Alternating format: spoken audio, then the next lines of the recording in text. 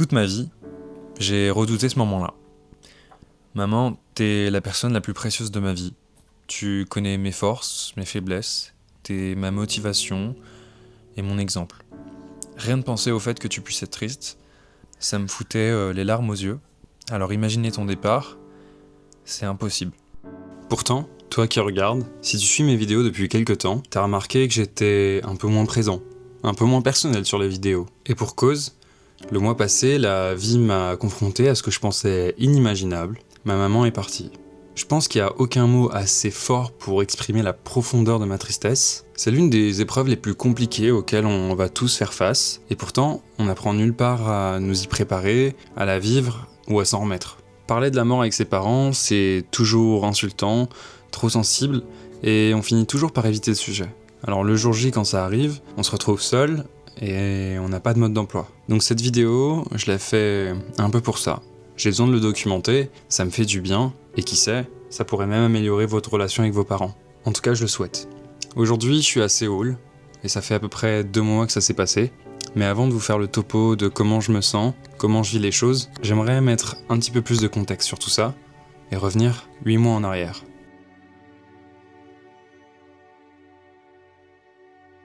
Pour ceux qui m'ont découvert récemment, il y a quelques temps, je travaillais à New York en tant qu'ingénieur informatique dans une banque en VIE. Ça faisait quelques mois que j'étais en poste, ça se passait bien. Mais le hic, c'est que je me sentais un petit peu seul. Alors pour combler tout ça, je me mets à faire des vidéos sur YouTube. Un rêve que j'avais depuis longtemps, mais que j'avais jamais pris au sérieux. Et ça prend tout de suite. Les gens aiment ma façon de raconter, ils aiment ma personnalité. Puis un jour, sans aucune prétention, je fais une vidéo sur une de mes journées au boulot, sans penser à mal, mais elle explose. Sur le moment, je suis hyper content, mais le revers de la médaille, c'est une pression énorme. Et cette pression, elle vient pas seule. Le stress s'y ajoute parce qu'au bureau, les gens commencent à tomber sur la vidéo, mon manager me félicite, par contre, c'est pas de l'avis de la RH, qui me convoque dans la semaine pour me menacer de mettre fin à mon contrat. Mais tout ça, vous le saviez déjà, et je l'ai déjà raconté dans mes autres vidéos. Par contre, ce que je vous avais caché à ce moment-là, c'est qu'en fait cette pression, elle a pesé sur mon couple à distance, limite jusqu'au bord de la rupture. Je le cachais bien, mais quasi tous les aspects de ma vie partaient en vrille. Et il manquait qu'un seul truc pour tout faire exploser. Un truc qui était là déjà depuis des années, la maladie de ma mère.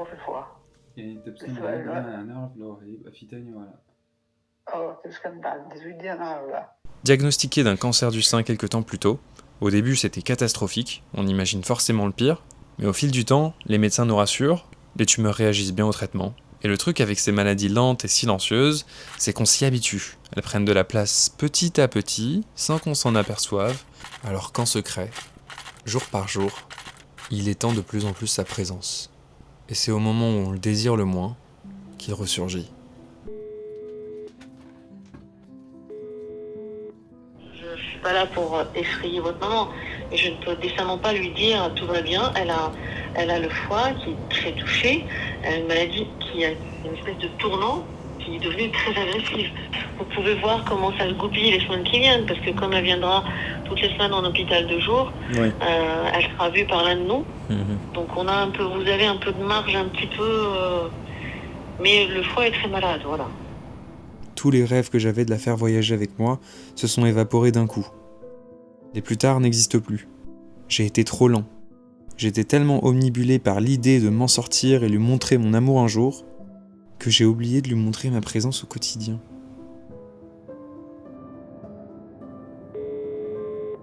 دكتورة قالت لي يعني هي كومبليكي ليه الحالة تاعتك. Alors, هي جسمك بيغير كتير جدا بس يعني دلوقتي la majorité du foie c'est touché. ما بيعرفوش ما يفهموش اللي بيحصل. انت حاسة ايه بقى؟ عاملة ايه؟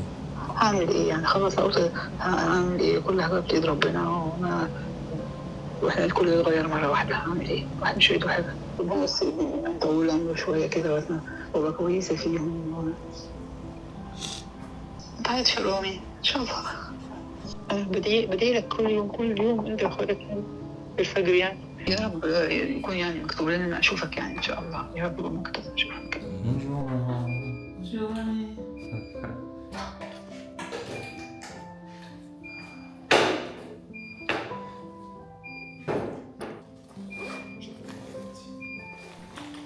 وانا طبعا يعني لو كنت مثلا معايا هيبقى احسن، بس انا بقى بفكر يعني في مستقبلكم انتوا برضه بقول يعني تعملوا الحاجة اللي هتنفعكم يعني في مستقبلكم وكده.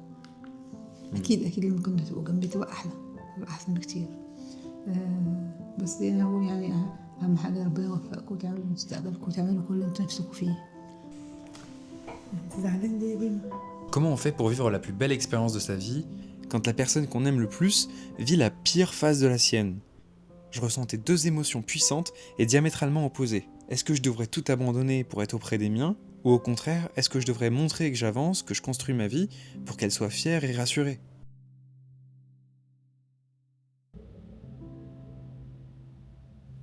Oh putain, quel enculé. Non. Non. Ça va? Vas-y, passe de l'autre côté, là. C'est quoi ce petit visage comme ça? Ah, j'ai eu peur. Yo l'équipe. J'ai comment ça là? Ça va frérot? Mec, ça va de ouf.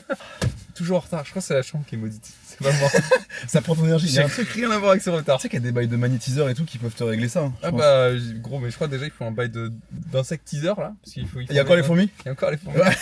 Il y a l'humidité. Toute ta vie ça va te suivre. Et Wow, après wow. on verra un imam. Histoire d'enlever tous ces mauvais esprits. Ah putain.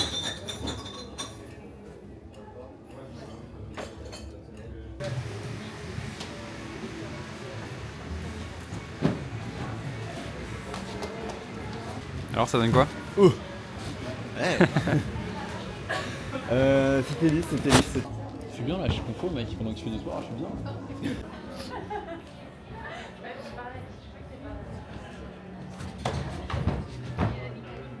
Gros, je te jure, je vais poster ça. Je vais poster. Non. Mais là, c'est 2 salles, 2 ambiances.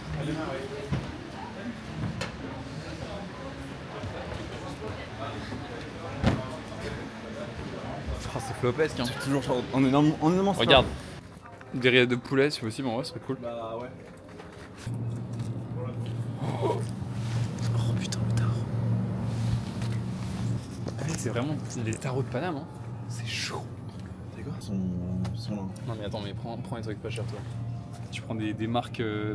Ouais, mais ça On n'a pas l'argent. Regarde, il y a 1 cm de chaque. C'est horrible, c'est le fond. Mec, quand il y a ce logo là.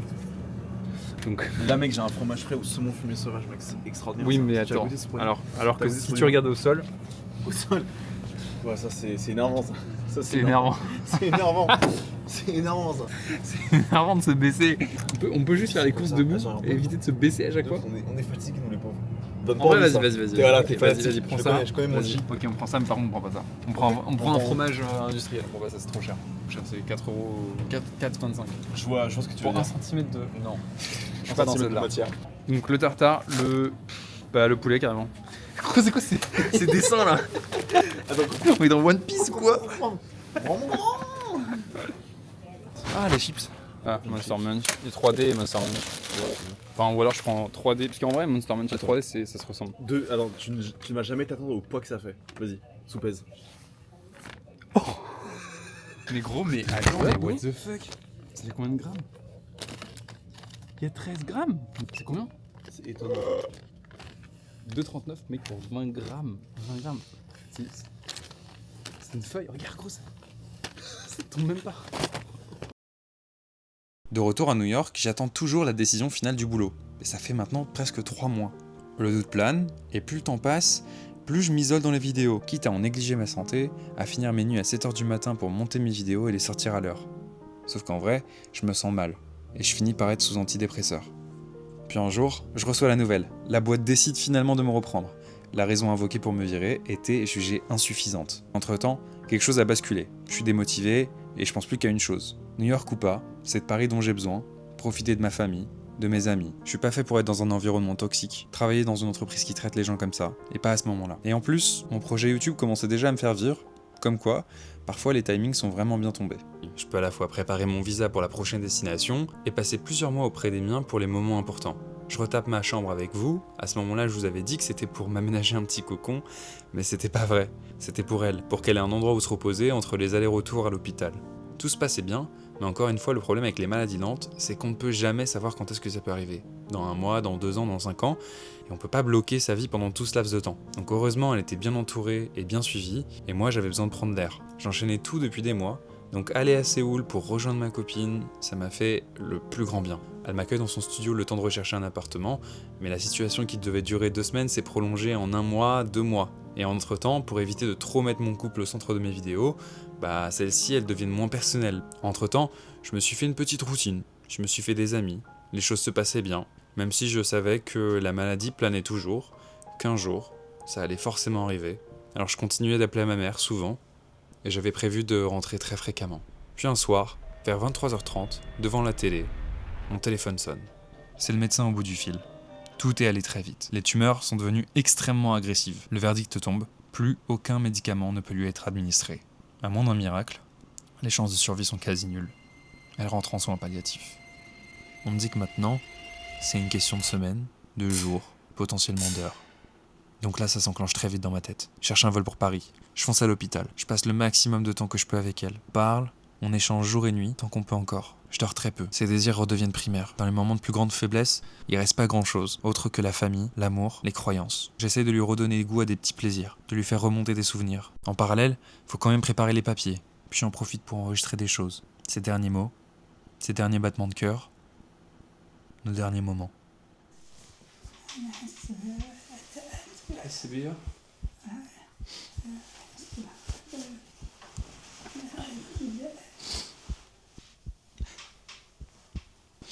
شكرا لكل اللي عملتيه، شكرا.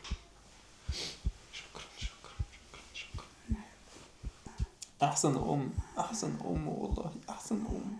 كل حب تقدر تديه تديهولنا. أنا فرحانة يا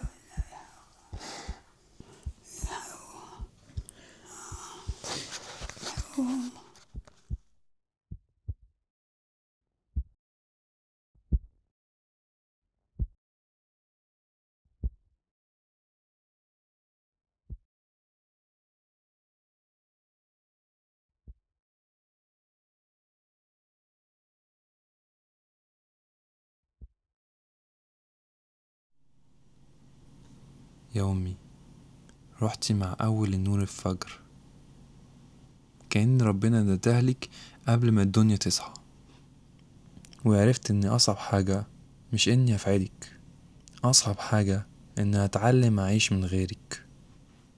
بضحك قدام الناس وبعيط لما بنام، بيشوفوا طيبة قلبي وما يعرفوش إن هي وردة من زرع إيديكي لسه عايشة جوايا، وتفضل تنور وتزرع جيل بعد جيل. انتي أبيض قلب عرفته في حياتي، وده مش وجعي أنا لوحدي، دي خسرة في كل اللي شافوا نورك. يمكن ربنا بيختار أحسن عباده عشان يكونوا أقرب ليه. بعيط بعين من الشوق وبعين التانية من الحمد إن كنت ابنك. ربنا يرحمك يا أمي ويجمعنا في الجنة إن شاء الله.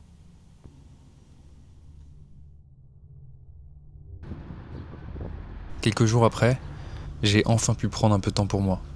Un hôtel en face du Nil, avec vue sur la maison du chanteur préféré de ma mère au loin. J'essaie de me reprendre en main, de pas m'effondrer, de pas sombrer, tant que j'ai encore un peu d'énergie.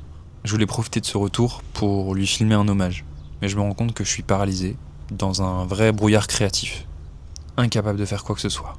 Mes émotions sont étouffées, noyées sous un fleuve de chagrin. On se rend compte de la valeur des choses que quand on les perd, et on essaie de se raccrocher à tout ce qui nous reste. Les souvenirs dans son quartier d'enfance, j'y rencontre des gens accueillants et souriants. C'est dans cet environnement chaleureux qu'elle a grandi. Un passage à l'appartement familial pour récupérer des photos, et je décide de lui dire au revoir avant de rentrer à la maison.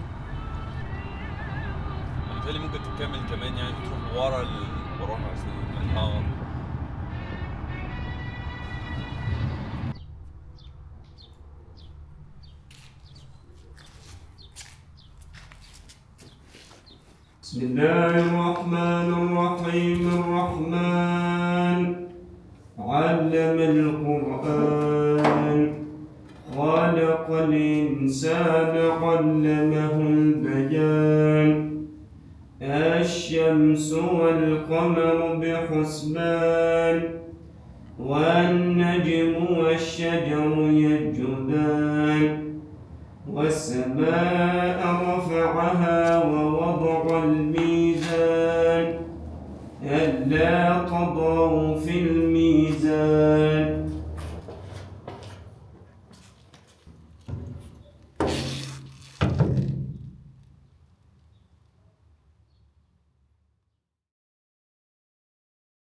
Ça fait un mois jour pour jour que j'ai pris mon vol de Séoul à Paris et c'est la première nuit que je vais passer ici, dans la chambre. Comme on peut le voir, hein, les bâches sont encore mises. La raison elle est simple, c'est que habituellement c'est ma mère qui me prépare un petit peu la chambre avant que j'arrive. Ma mère, c'est la chose la plus précieuse que j'avais dans ma vie, c'était une source d'énergie, une source d'inspiration, c'était une source pour beaucoup de choses pour moi. Et le truc, c'est que quand je reviens ici, à la maison, il y a beaucoup trop de souvenirs. Il y a beaucoup trop de choses qui me rappellent ma mère. Et il y a beaucoup trop de choses qui me plongent en fait dans un mood où je suis incapable de faire quoi que ce soit. Là, par exemple, j'avais des stylos qui traînaient sur le bureau et elle a pris un pot et elle les a mis là-dedans. Il y a son gilet qui est accroché juste derrière. En fait, elle a une empreinte qui est partout. Et je n'ai pas eu forcément la force de revenir à la maison tout de suite. Dites-vous que même dans le congélateur, il y a encore des plats cuisinés de ses propres mains. Ça veut dire que là, je peux encore goûter sa cuisine. C'est une chance, mais c'est fort. Émotionnellement, c'est vraiment dur. Pour revenir un petit peu en arrière, parce que, en fait, je pense que YouTube, ça me permet aussi, moi, de me sentir mieux, d'en parler. Et je pense que j'aurais aimé trouver ce genre de témoignage avant, parce que tout m'est un peu tombé dessus. Le mois qui est passé, c'était un mois super compliqué. C'était à la fois un chaos émotionnel. Vraiment, j'étais sonné pendant un petit moment. J'étais dans les vapes, j'avais aucune visibilité, aucune clarté, aucune énergie. Et pourtant, on vous en demande de l'énergie à ce moment-là parce que quand t'arrives et que ta maman est en soins intensifs, tu dois te lever à 8h du matin, tu rentres de l'hôpital à 22h, tu commandes de la malbouffe parce que t'as pas envie de la quitter des yeux, t'as envie de profiter de chaque instant. Je faisais tout ça, je passais mes nuits avec elle et j'ai encore des images en boucle de tous ces épisodes qui passent dans ma tête et ça s'en va pas. J'y pense absolument encore tous les jours, malgré le fait que là ça fasse 3 semaines maintenant. Et le deuil c'est assez bizarre parce que parfois tu vas avoir des moments où tu vas être vraiment heureux et tu vas pas y penser, mais c'est un bonheur qui est assez contenu comme si t'étais dans un genre de bocal où il y avait un truc qui te pesait de malade et t'arrives pas à totalement te libérer, et des moments où t'es vraiment bas et tu pleures et tu regardes des photos souvenirs et tu te raccroches à tout ce que tu peux, des vocaux, des questions auxquelles que t'as pas répondu, des bonjours, des joyeux anniversaires, plein de choses. Mais bon, dans tout ça, j'ai envie de dire que j'ai quand même eu de la chance dans mon malheur. Déjà, ça faisait 6 ans qu'elle était malade. Là, sur les derniers mois, la maladie, elle s'est vachement aggravée. Elle est devenue très agressive. Mais ça m'a laissé quand même le temps de rentrer de Séoul, de la voir, de lui parler, de la prendre dans mes bras, d'appeler les personnes qui l'aimaient pour la voir. Et je suis pas seul évidemment, mais je parle pas pour les autres membres de ma famille. J'ai pu enregistrer par exemple aussi ses battements de cœur, ses dernières volontés, que ce soit pour moi, ma famille et mes futurs petits-enfants. Et en plus de tout ça, j'ai quand même aussi eu la chance de lui dire les derniers mots qu'elle a pu entendre. Parce qu'à ce moment précis, je passais la nuit avec elle et je sentais qu'il y avait un truc qui allait pas, donc j'ai été éveillé toute la nuit. Et au lever du soleil, c'était fini. Et quand je dis que c'était fini, en fait, c'était que le début pour nous, parce que même si on a toute cette émotion extrêmement puissante, en fait, qui est là et qui pèse, il faut quand même être opérationnel, parce que c'est le début des emmerdes. Les papiers, le rapatriement, s'il y a un rapatriement, accepter le fait que tout le monde fasse aussi un petit peu son deuil, etc. Et donc on a des émotions qui s'entremêlent, revoir la famille, les pleurs, etc. Franchement, c'était difficile. Faut y être préparé, et malheureusement, il n'y a absolument rien qui nous prépare à ça. Sur place, je m'étais quand même dit que je voulais tourner un petit hommage à ma maman. Je suis retourné dans son quartier d'enfance. J'ai récupéré un petit peu les photos d'avant, un peu des photos d'archives. Mais je me suis retrouvé submergé par la fatigue, la famille. Et peut-être c'était trop tôt. En fait, c'était trop tôt, donc je le ferai sûrement une autre fois. parce que j'ai très envie de le faire, mais pour l'instant, c'est pas le moment. C'est absolument pas le moment. D'ailleurs, toutes mes condoléances à ceux à qui c'est arrivé, parce que j'ai reçu des messages de personnes qui avaient leurs parents aussi dans cette situation, généralement aussi en soins palliatifs. Je sais pas où ça en est pour vous, mais tout mon courage et toutes mes condoléances si votre proche est décédé. De tout ça, j'en ressors quand même hyper grandi. J'ai appris beaucoup. Je pense que j'ai quand même pris pas mal en maturité et elle m'a laissé beaucoup. En plus d'avoir été une maman exceptionnelle, c'était surtout une femme exceptionnelle, une femme super gentille, attentionnée, très pure, qui souriait beaucoup. J'ai l'impression vachement de me retrouver en elle quand je me filme ou quand je fais tout ça, notamment sur la partie artistique, parce que elle avait quand même une sensibilité artistique que j'arrive à retrouver en moi, et j'ai l'impression que ça fait partie des enseignements qu'elle m'a donnés, des valeurs qu'elle m'a transmises. Je vais essayer de repartir du bon pied, parce que la mort fait partie de la vie, mais la vie continue. Il faut pas que je parte dans des phases un peu trop sombres. Il faut que je reste quand même assez positif. Demain, je repars à Séoul, donc je vais ressortir un petit peu de tout ce brouhaha. Et en parlant de ça, merci beaucoup pour tous vos messages de soutien, pour toutes vos prières, pour tous vos encouragements. Ça m'a fait énormément plaisir, et ça lui a fait aussi énormément plaisir parce que j'ai montré sur Instagram ce que vous avez envoyé et elle avait décroché un sourire, et je vous jure que ça m'a fait vraiment, vraiment, vraiment trop plaisir. Donc je me dis que ce que je fais, ça a du sens. Donc on essaie de repartir du bon pied, on essaie de reprendre la vie en main, et voilà.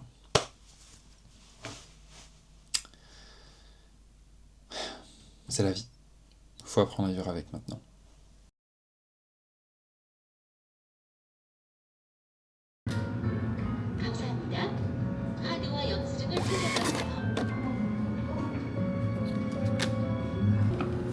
Iced café latte avec un fruit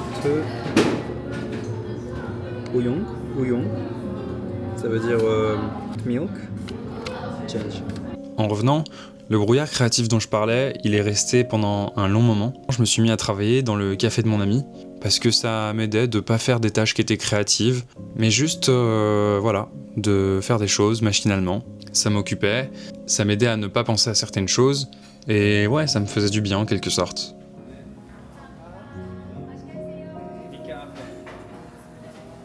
Un autre truc important, c'est que je me suis rendu compte que fallait pas que je reste enfermé. Fallait que je voie du monde, fallait que je fasse de l'exercice physique, parce que ça aide à ne pas y penser plus que nécessaire.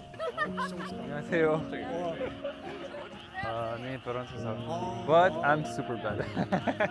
We are really expecting you now. No, don't expect nothing. Nothing. Ça, c'est le problème d'être français. Il y a beaucoup de moments où on va se retrouver seul, à y penser pendant la nuit. Donc pendant la journée ou quand on le peut, il faut vraiment essayer de sortir de cette zone un peu noire, intense. En tout cas, c'est ce qui, moi, m'a vraiment aidé.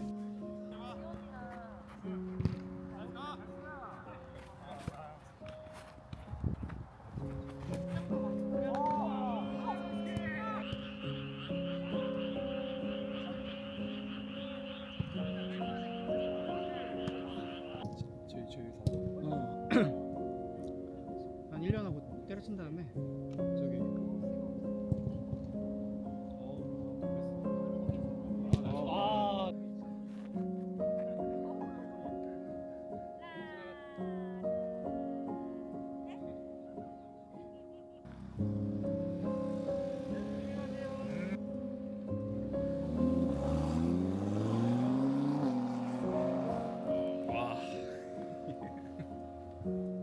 Je pense que maintenant je me sens mieux, beaucoup mieux, vraiment.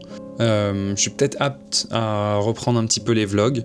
Ce sera peut-être pas forcément aussi long qu'avant, parce que je me suis rendu compte que ça me bouffait quand même pas mal de temps, mais je pense que je suis assez prêt. Surtout que tout ça, ça m'a quand même donné pas mal de leçons, notamment financièrement, où je me suis rendu compte que j'étais extrêmement content d'avoir de la réserve financière, parce que malheureusement, quand les choses arrivent, si on n'a pas la famille qui peut suivre derrière, on doit souvent débourser et avancer les frais nous-mêmes.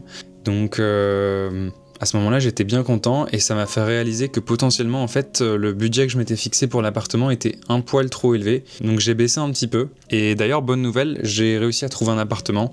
Je vais y bouger dans 2 semaines. Donc je vais pouvoir vous montrer tout ça très bientôt. Voilà. Je suis très heureux de reprendre le micro après cette période hyper difficile. Même si c'est souvent assez sombre, malheureusement, c'est celle qui rapproche le plus. J'aimerais vraiment vous remercier parce que vous avez été extrêmement présents avec vos mots, vos messages, votre soutien. Et vraiment, pour le coup, ça fait partie des bons côtés des réseaux sociaux. Et donc, si je peux aussi vous influencer à passer du temps avec vos parents, à réaliser ce que vous avez envie de réaliser dès maintenant et ne pas attendre l'avenir ou un futur proche, faites-le. Parce que le futur proche n'existe pas. Tout peut arriver. Rien que le fait que ma mère était obligée d'aller à l'hôpital, ça l'empêchait de voyager. Et ça, c'est des choses qui arrivent du jour au lendemain et sans prévenir.